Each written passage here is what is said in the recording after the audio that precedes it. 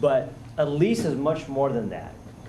Really, the most important thing about a lease is the terms, and terms. So today I'm going to discuss kind of the basic terms to consider for a business owner who's thinking, okay, I need to extend my lease or negotiate a new lease so that I have value in my business, and then if I'm ready to sell it, it's still a good lease and a good business to sell to a buyer. Okay. So question for the group. Who knows the difference between a gross lease and a net lease? Patrick? Go ahead, Patrick. Well, there's different types. On a gross lease, basically, it's set for the landlord. Right. So essentially, to make it simple, a gross lease, you have basically a fixed rent. Next month, this month, it's the same amount, whether the property taxes come in or there's a big roof project that the landlord has to do for your building. Whereas in a net lease, you have a base rate, plus then you're responsible for paying for the property taxes, the property insurance, and the maintenance. So retail leases tend to be net leases, so it's very important to know the condition of the property and the condition of the ownership. And that gets us to our first point, which is knowing your base rate. Just because property A is leasing for $2 a square foot base rate and property B is at $2.25 a square foot base rate, and they're about the same in terms of foot traffic, doesn't make the $2 property better, because their operating cost might be 60 cents a square foot, where the other property might be at 10 cents a square foot. So you add it up, it's $2.35 versus $2.60. Big difference. So how do you know, which space is better? You really got to do a survey of leases that were signed recently in the immediate area to see where they signed at $2 a square foot or $2.25 or $2.50. And then you also want to do some reconnaissance on the landlord. Did they just recently buy the property? Are they flippers? Are they going to fix up the property and sell it? Or are they going to be long-term holders? You really want to invest in or get into a property that's held by a landlord who's a long-term investor, because if they sell the property in 1 or 2 years, what happens? The property tax gets reassessed. And if this property was last reassessed in 1965, and it gets reassessed at $2012, you can bet the property tax is going to go through the roof. And in a net lease, who pays that? The tenant. So it's important to do this homework. So sometimes a cheaper base rate isn't better. So that gets to our next point, which is now the indexing the lease. Does anybody have any idea what the word indexing means in the leasing world? Yelena? Really? Actually, no.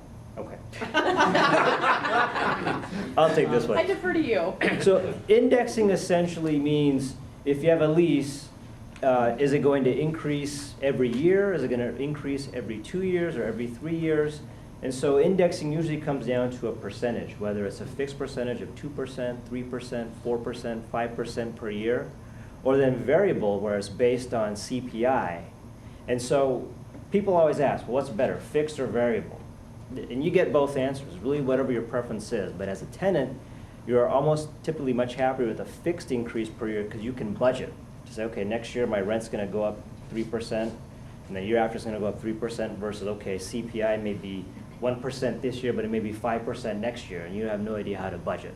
It's important to consider. And to negotiate the landlord so you make sure your indexing isn't too high. 5% doesn't sound like a lot, but after 5 years, of 5% years of 5% increases, it adds up very fast. Okay. So the length of the lease is the third thing I want to talk about. If you're in a retail business, you for sure need a long lease. You can't be signing up a lease for 1 or 2 years if you put in a lot of money in tenant improvements, because you may be out in 1 or 2 years when the landlord says, I want to double your rent now. So it's important to have a long-term lease, and that's really especially important for your buyer. Your buyer, if you've built up a good business, is going to pay you a lot of money for your business, and they don't want to be out in 1 or 2 years, so they're not going to get a chance to return their money on the investment they committed. Okay? So that brings up our next point, which is the lease assignment clause. If you sign a lease, it's in your name or your company's name. It's important to have a clause in that lease that says when you sell your business, your landlord's not going to withhold reasonable consent to transfer your lease. But beyond that, some of the important things to consider is sometimes there's an assignment fee, for the landlord's time and energy invested in processing the transfer request. So whether it's a few $100s or a couple $1,000s, you can maybe say it's reasonable for an attorney's time or the landlord's time to process it.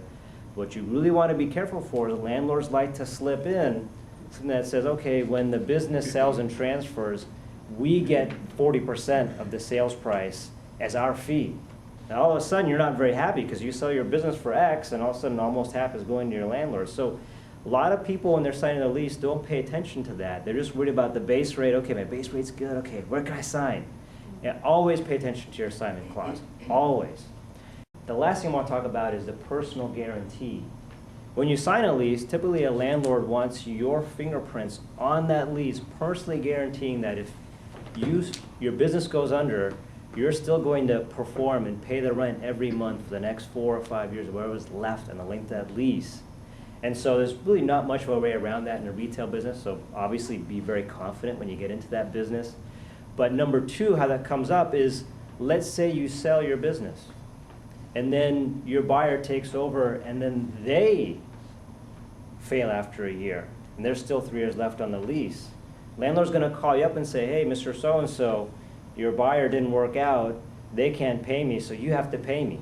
So very important when you're negotiating your assignment clause and your personal guarantee clause is to try to get yourself removed as a guarantor when your lease is assigned.